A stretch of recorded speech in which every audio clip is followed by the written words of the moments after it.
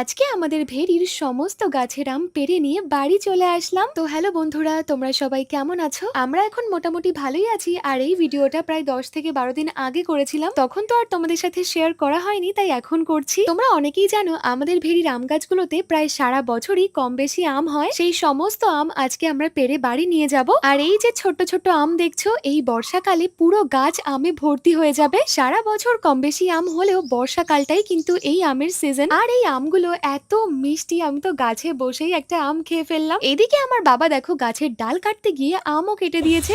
Loss হয়ে গেল, খুব পেয়ে গেছে একটা। কিন্তু তোমরা কি জানো আমার বাবা কেন গাছ কাটছে? আমিও ঠিক জানি না, তোমরা আমার বাবার থেকেই শুনে নাও। বাবা, গাছ কেটে ফেলছো কেন? ঘাস কাটিয়ে ফেলতে কেন দে, যত কাটবো তত আম বেশি হবে।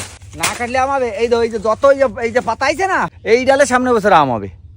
আর যদি গাছ না কাটি তাহলে আম হবে না। এই যে এই বেঁকা ডাল এর কোনো সোজা হবে না। তার জন্যই সবসময় নতুন নতুন ডাল নিয়ে আসতে হবে।